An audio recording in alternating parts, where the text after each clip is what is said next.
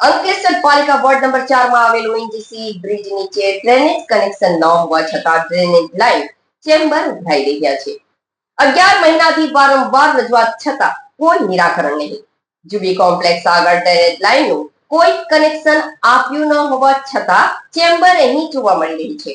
ઉમા ભવન વિસ્તારમાં ડ્રેનેજનું પાણી અંતિમ ચેમ્બર પર પહોંચ્યા. ડ્રેનેજ પાણી જાહેરમાં ફેલાઈ જતા દુર્ગંધને લઈ વેપારી વર્ગનો ધંધો કરવો પણ મુશ્કેલ બન્યો છે.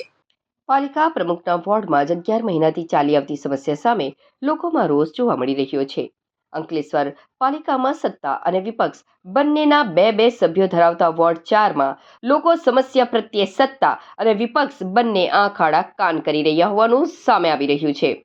જૂના નેશનલ હાઈવે નંબર 8 પર ઓએનજીસી બ્રિજ નીચે આવેલ ઝુંબી કોમ્પ્લેક્સ વિસ્તારમાં એક પણ ડ્રેનેજ કનેક્શન આવતું નથી. છતાં અહીં ડ્રેનેજ ચેમ્બર જોવા મળી રહ્યું છે.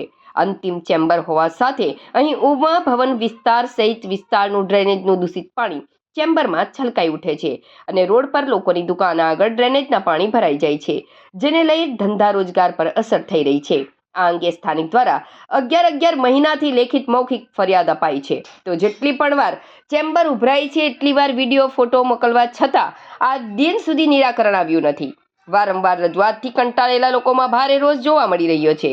અત્રે ઉલ્લેખનીય છે કે પાલિકા પ્રમુખ વિપક્ષ નેતાનો વોર્ડ હોવા છતાં અહીં આ સમસ્યા યથાવત જોવા મળી રહી છે.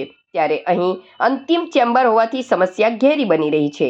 ચેમ્બરમાં અગાઉ બંધ કરવા પણ રજૂઆત કરવામાં આવી હોવા છતાં પરિણામ શૂન્ય જોવા મળી રહ્યું છે. ત્યારે પાલિકા અને વિપક્ષ આંતરિક હુંસાતુસી છોડી રહીશો વેપારીઓની મુશ્કેલીઓ દૂર કરે તે જરૂરી બન્યું છે.